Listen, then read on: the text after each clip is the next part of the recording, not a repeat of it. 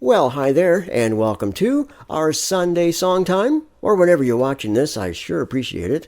And those of you who were maybe watching last Sunday, you'll recall I did a song that I hadn't done in a long, long time. It was written back in 1999 by Matt Redman. And I have a group of songs, a list, a little booklet that I made one time. And I carry them in my guitar case, and every now and again I sing them. And they're songs that were really popular, well, maybe 30 years ago, maybe 40 years ago.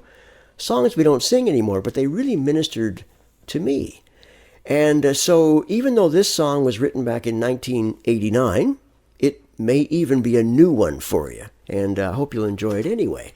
It was written by a couple who live right here in Ontario. Yes, right locally. I mean, in fact, I think, well, okay, it was Robert and Don Critchley.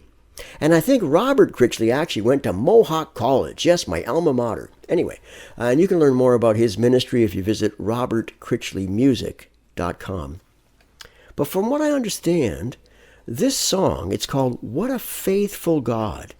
But it was written after a terrible tragedy in the Critchley's life. I think they actually lost a child in a car accident. And yet, they were still able to say, what a faithful God have I. And I'm doing this song for a couple of reasons. First of all, maybe to remind you out there, hasn't God been faithful to you? Now, I know, for every one of us, there's those 1, 2, 3 things, and we look back and we say, where was God? Why did God allow that to happen? And nobody has the answer to that, by the way. I certainly don't.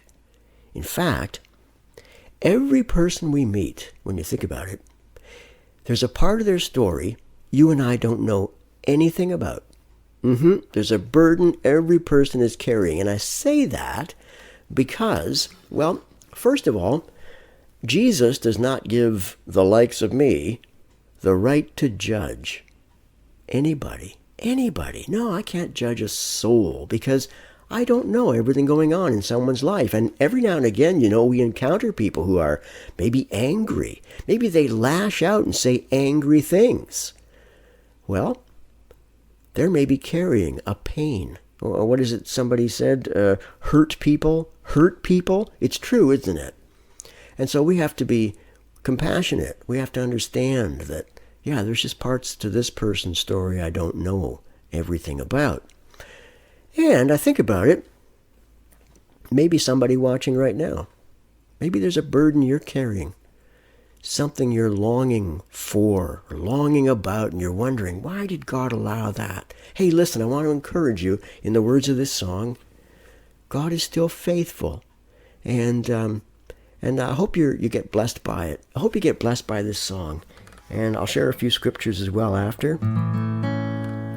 But the song is called What a Faithful God. And as I said, written by a couple from right here in Ontario.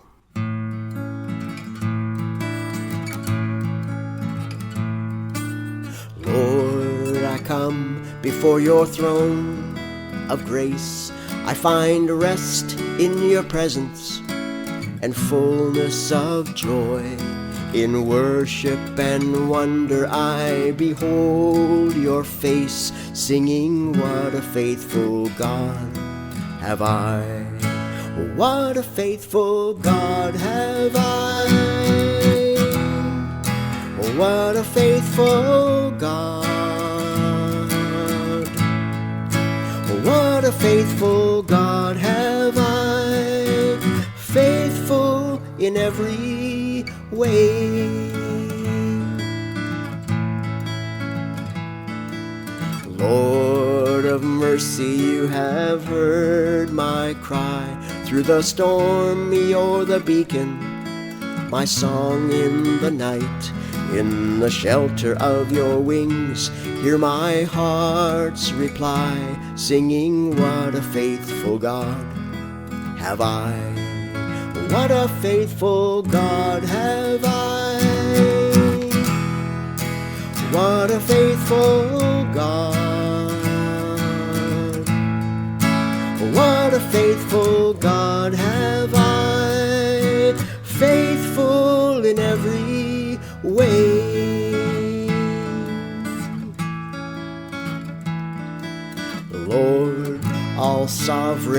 granting peace from heaven. Let me comfort those who suffer with the comfort you have given. I will tell of your great love for as long as I live, singing, what a faithful God have I. What a faithful God have I. What a faithful God. What a faithful God have I. Faithful in every way. What a faithful God have I. What a faithful God. What a faithful God have I. He's faithful in every way.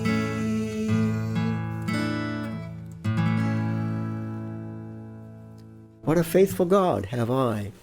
And like I say, written quite a while ago, and in fact, the song at the time was published in all kinds of hymnals and songbooks. And it's been sung all over the world, even though that may have been a new one for you, written by Robert and Don Critchley. I was thinking about a couple of verses. First of all, back in Isaiah. And, well, you know, he's speaking here. And in Isaiah, he's getting this message from God, and he's writing it down. It says, listen to me, you islands. Hear this, you distant nations. All right? And so God is actually speaking, well, in this case here, to the nation, well, first of all, I guess to the nation of Israel. Right? And it says that, I said in my heart, really, I've labored in vain. You ever think about that? Man, I've just spent all my strength for nothing at all. And in fact, even Zion says later on in Isaiah 49, that's a chapter worth reading. But Zion said, the Lord has forsaken me. The Lord has forgotten me. You ever thought about that? Yeah, he's forgotten. Doesn't even know I exist. And then God says this, can a mother forget the baby at her breast and have no compassion on the child she has born? Though she may forget. Hey, it's rare, but it happens, doesn't it? God says, though she may forget, I will not forget you. See, I have engraved you on the palms of my hands. And we think about those nail-pierced hands. He went to the cross for us. He's not forsaken us. And, well, okay, I mentioned Isaiah 49, a chapter worth reading. Some of you already know very well this chapter in 1 Corinthians 13. We call it the love chapter, right? You hear it at weddings a lot. Love is patient, love is kind. Down near the end of it, we read this. And this is the Apostle Paul saying this. He said that for now, in this life, we see only a reflection as in a mirror. And the idea there is that it's not a really good mirror. It's kind of like in the first century, they polished up some brass maybe to, use. I mean, it wasn't like a nice crystal clear mirror that you and I look through. It was like this polished brass. You could see sort of a reflection in it. And, maybe enough to adjust your hat or something. But if you tried to, trim your nose hairs, oh, sorry. But you know what I mean. If you try to do too much in a mirror like that, well, you could damage your nose, right? You go, ow, it wasn't that clear. And that's kind of the same thing. Some of you are familiar with the term seeing through a glass darkly. That's how the King James Version puts it, right? It's just a poor reflection in a poor mirror. And that's how we see it now sometimes in life. But then Paul says, someday, then we shall see face to face. Now I know in part, then I shall know fully, even as I am fully known. God fully knows you. He knows why some things have happened in your life.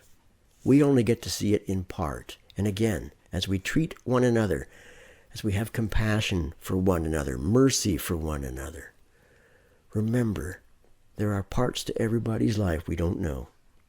And now these three remain: faith, hope, and love. But the greatest of these is love. Keep sharing. Keep sharing with people the faithfulness you've discovered in God. As it says in that verse, Lord all sovereign, granting peace from heaven, let me comfort those who suffer with the comfort you have given. Hey, all of us have been through stuff. And part of the reason we go through it is so that we can be a comfort to people, because God has comforted us. God has demonstrated his faithfulness to us time and time again. What a faithful God have I. You too. Think about that. God bless you.